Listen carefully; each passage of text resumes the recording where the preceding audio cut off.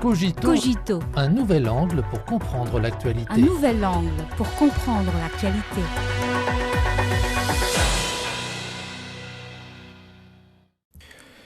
Bienvenue à Cogito.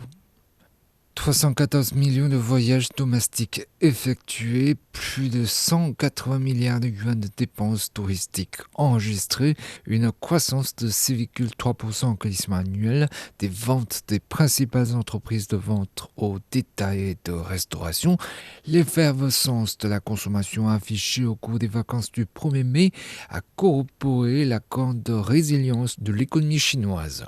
Les vacances du 1er mai de cette année, qui se déroulaient en 5 jours, ont été caractérisées par l'engouement pour les voyages, l'effervescence de la consommation et l'expérience nouvelle.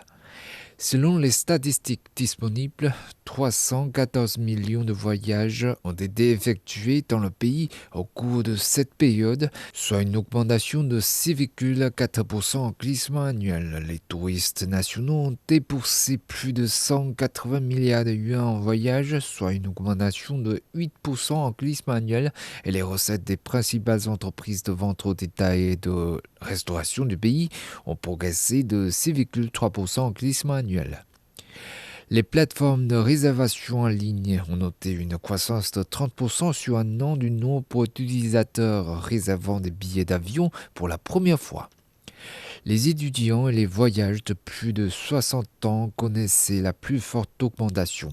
Outre les grandes villes, de nombreuses petites villes sont également devenues des hauts lieux du voyage. Les commandes totales dans certaines petites villes ont augmenté de 64% d'une année sur l'autre et les ventes de billets d'entrée ont plus que doublé.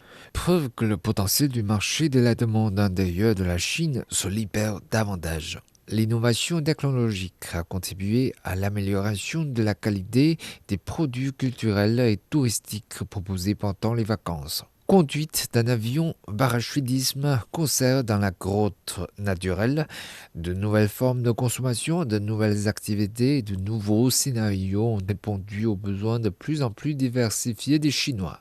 De nombreuses attractions touristiques ont introduit des robots humanoïdes pour offrir des visites guidées et des spectacles aux visiteurs.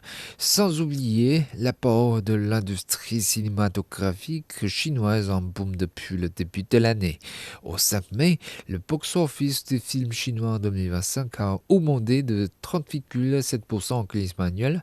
Un porte-forme de la consommation culturelle, le marché du film a affiché une énorme vitalité. Cette effervescence de la consommation est attribuable à l'efficacité de la politique. La conférence centrale sur le travail économique tenue en décembre 2024 et le rapport d'activité du gouvernement de cette année ont tous placé l'expansion de la demande intérieure comme première tâche majeure. Depuis le début de l'année, un nouveau paquet de politiques s'est mis en œuvre. Effet immédiat. Au cours du premier trimestre de cette année, la contribution de la consommation à la croissance économique de la Chine a atteint 51,7%, soit une augmentation de 7,2 points de pourcentage par rapport à l'année dernière. L'économie chinoise vise désormais une croissance axée sur la consommation, ce qui continue de libérer le potentiel du marché énorme. L'effervescence du marché de la consommation chinois est également une bonne nouvelle pour le monde. Au cours des vacances du 1er mai, les touristes chinois se sont rendus dans 1837 villes du monde entier, plus de 400 villes de plus que l'année dernière. Paul Griffiths, directeur général de Dubai Airport, a constaté un maintien stable du nombre de touristes au Moyen-Orient grâce à l'afflux de voyages chinois en dépit de fluctuations du tourisme international sur fond de hausse des tarifs douaniers américains. En dépit de la guerre tarifaire lancée par les États-Unis, le dynamisme du marché chinois de la consommation pendant les vacances du 1er mai a mis en relief la forte résilience de l'économie chinoise.